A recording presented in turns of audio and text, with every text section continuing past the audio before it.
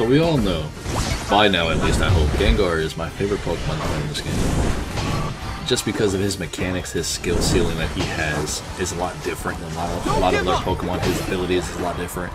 Whereas you saw me come in that Unite move, I was able to reposition myself behind the Rotom, Shadow Ball it down, teleport over to the Dragonite, kill him, and then we can just group up for this team fight.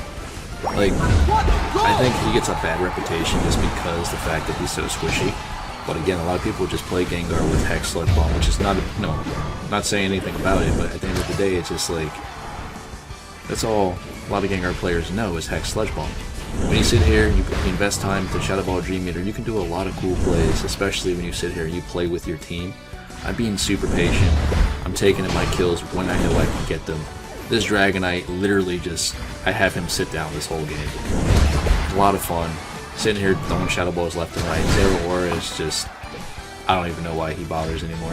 It is what it is. But hey man, let's dive into this brand new Gengar game. We are running Sludge Bomb and Hex this time around. But let's get into it. Catch you guys in a minute.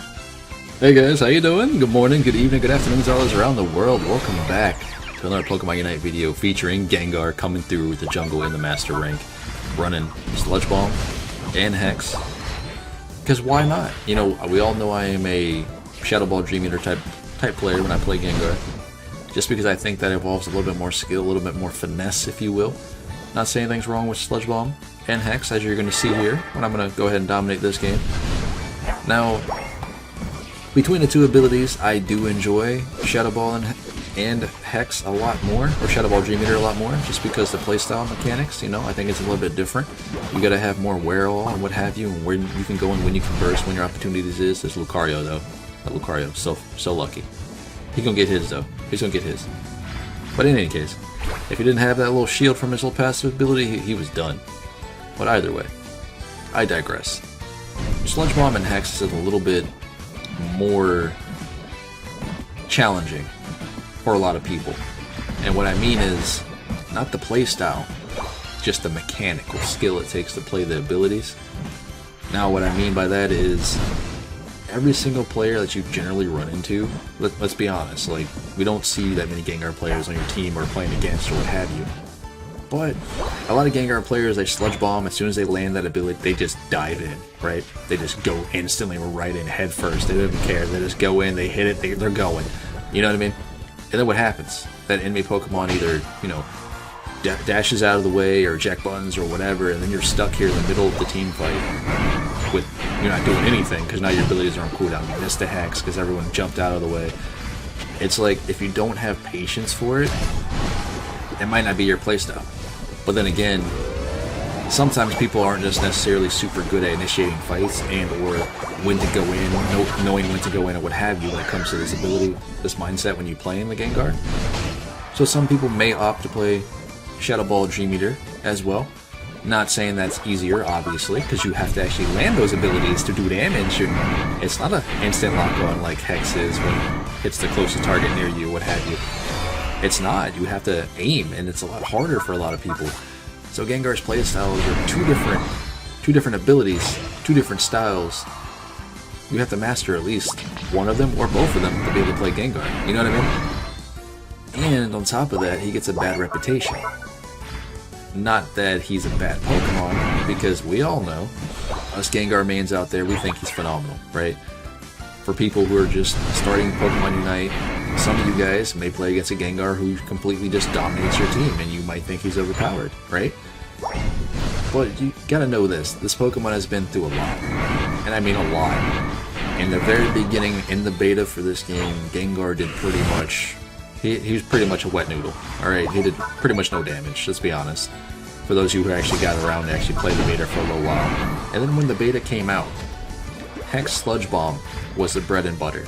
No one even thought about playing Shadow Ball Dream Eater at that time. Nobody. Even me included.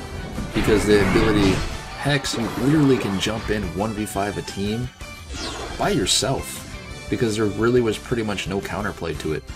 It would do so much damage so quickly, you couldn't really necessarily be like, oh, stun him now. And you gotta keep in mind, we have a lot less Pokemon in the game at that time than we do now. So Gengar was literally just dominating every single game. Think of it like you know how you see a Tsraeena and a Dragonite pretty much in every single game? It kind of was like that, just with Gengar. And it was nuts. And then they ended up nerfing him, where his Hex is what it is currently. And then he kind of fell down, because he wasn't doing as much damage as he was before. And then on top of that, he's already super squishy. So it's like you're playing a speedster Pokemon, per se an assassin, let's be honest. And you're not able to essentially delete enemy Pokemon anymore as fast as you were previously, because they did pretty much nerf the ability. Now you can do this with Shadow Ball or Dream Eater as long as you know how to play the combination, right? Now obviously, you hit Shadow Ball, you hit Dream Eater, and go in and do damage, I get you. Well, there's certain points, certain burst opportunities, windows you have to be able to know. You have to know how much damage you can take, how much damage you can deal to every enemy Pokemon in the game, essentially. Because if you're playing an assassin, you know, i.e. Gengar, if I want to burst her down, she's level 9, I'm level 12. I have to be careful not to miss this Hex. If I miss this Hex, what happens? She's going to kick me into another world, I'm going to die, right? And on top of this, she is Tsraeena, so in melee range, regardless if I'm hexing you or not, she's probably going to out-sustain me. Even if Venusaur wasn't there, you know what I mean? You have to be mindful of that. And thankfully, Venusaur's ability is running Solar Beam, so it's pretty easy to dodge and, you know, what have you. He knows it, I'm gone. It is what it is. And this is one of those games here where I'm not necessarily just going for kills. And it's weird for me, because when I play Shadow Ball or Dream Eater, I am super aggressive, and we all know, by watching my gameplay, watching my videos, I'm actually pretty good at playing Shadow Ball Dream Eater. We all know this. And when I play Hex and Sludge Bomb, this is that other playstyle which I try to stay away from, because I feel it's a shell of its former self, which is nothing wrong with it at all. I just think he needs more defensive abilities to be up in that team fight without just being, you know, burnt up, you know, just killed instantly. Get one crowd control, Gengar's done, because that is something you have to deal with when you're playing Gengar. At all stages of the game, Masters rank, Ultra rank, Veteran, Great, every rank. Because again, you could do really, really well in the early game, and then you're not able to carry in the end game if you're not paying attention on how to perform with Gengar. So you always have to be mindful of how you play this Pokemon. Now, there's a lot of innuendos and tips and tricks when it comes to Gengar, and I always explain them every single video I put out with Gengar. Every Master's Guide I do with Gengar, I try to be as informative as possible, let alone with every Pokemon video I put out. Because I try to at least have something taught to everybody who watches me, whether it's not who it is, you know, your grandma, my mom, your dad, what have you, your best friend, your uncle, your aunt, anyone who's watching me, I try to be as informative as I can. I want to be able to teach you something, or teach a neighbor, whatever. And some people, for example, they'll pick up something that I say, or they'll pick up something that, you know, that you say or seen or whatever. And guess what? That information that they've learned, that has already in itself taught you a lot. And this Dragonite though, like, oof, I felt bad for him, because at the end of the day, like, he thought he would take me down. You know why I lived this fight? You know why? They buffed Gengar. Not so much recently, but they buffed him a little bit, a couple patches ago, where after level 5, he gets Lifesteal on his abilities, and what that means is he heals for damage that he does. Not all of it, just percentages of that damage. And on top of that, with Shell Bell, you also heal when Shell Bell activates. Now, you do not heal as much as Dream Eater. Dream Eater heals more than Hex does, okay? Now this is saying, let's say you get a perfect Hex off and you're just literally spamming Hex, you will heal more in that situation. But 9 out of 10, it doesn't really happen, right? Let's be honest. So generally, 1 Dream Eater plus 1 Shell Bell, you typically heal a lot more. But now, all of his abilities do healing for him. So in the early game, coming through the jungle, coming through that first gank, level 5, whatever, you can have a little bit more sustain. You just gotta be mindful of where you're ganking and what lane you're gonna babysit to gank. Because as Gengar, I feel that it's easier to just camp a lane. Just camp a top and or bot lane. Whatever lane you feel is going to win that game, just camp it.